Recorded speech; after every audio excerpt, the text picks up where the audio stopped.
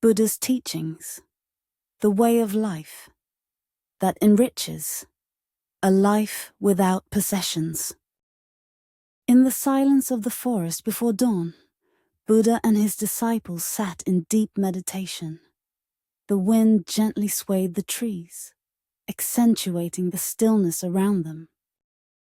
For the disciples, these daily teachings from Buddha were the most precious moments, and they were fully prepared to listen to his words. Buddha slowly opened his eyes and took a deep breath. His gaze reflected a light of compassion, and he smiled softly. The disciples continued to wait in anticipation for his teachings. Today, Buddha decided to speak about the value of living without possessions. In our society, owning things is seen as a symbol of wealth, homes, property, status. But does this external wealth truly bring peace of mind? Buddha looked at his disciples as he continued. In reality, the more we possess, the more we become attached, and our minds grow heavier and more restless.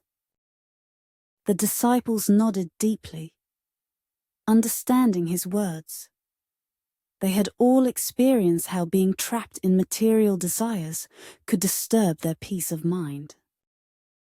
Living without possessions does not mean abandoning everything, Buddha continued. Rather, it is about cultivating the ability to discern what is truly necessary and what is not. It is about not letting the things we possess disturb our inner peace. One of the disciples, Ananda, posed a question. Teacher, we understand the importance of simplicity, but as we live in this world, we feel the need for certain things. Food, shelter, sometimes even human connections. How can we balance this need with simplicity? Buddha smiled as he replied, Ananda, your question is an important one. Indeed, we must possess certain things to live in this world, but the key is in how we relate to these things. You can accept what you need with gratitude without letting it turn into attachment. He continued, the balance between owning and not being attached, that is where peace of mind lies. There is no need to fear acquiring what you truly need. Be grateful for it, but do not let your heart be overly attached. If you can maintain this perspective, the material world will not disturb your inner peace. The disciples nodded in agreement, each reflecting on how they might apply this wisdom to their own lives. Pointing to the trees around them, Buddha continued, look at these trees. They take only what they need, sunlight and rain, and ask for no more. That is all they need to thrive. We are no different. As humans, we can live with very little. The disciples were moved by his words and began to see the simplicity and harmony in nature more deeply. Another disciple, Sariputta, then spoke. Teacher, we understand the importance of simplicity and detachment from material desires. But as we live in society, there are times when we must acquire things. How should we navigate this?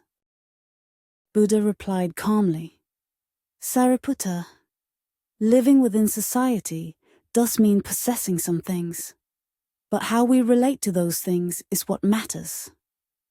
The problem is not the possession itself, but our attachment to it. Use what is necessary with gratitude, without letting it bind you. The disciples listened intently, reflecting on their relationship with material possessions. Buddha continued, true wealth in this world is not found in external things, but in the inner peace we cultivate. If the mind is calm, it matters little whether the external world is rich or poor. Hearing these words, the disciples entered meditation once again, searching within themselves for the attachments they needed to release. After some time, Buddha spoke again. Once a king visited me. He had everything but felt a deep sense of emptiness within. He asked me, "I have gained everything, but why is there no peace in my heart?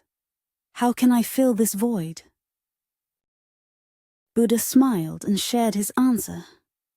I told him, "You have too much. Your possessions weigh down your heart. If you release what you don't need and hold on to only what is essential, you will find peace." Hearing this, the disciples began to understand how owning too much could burden the heart.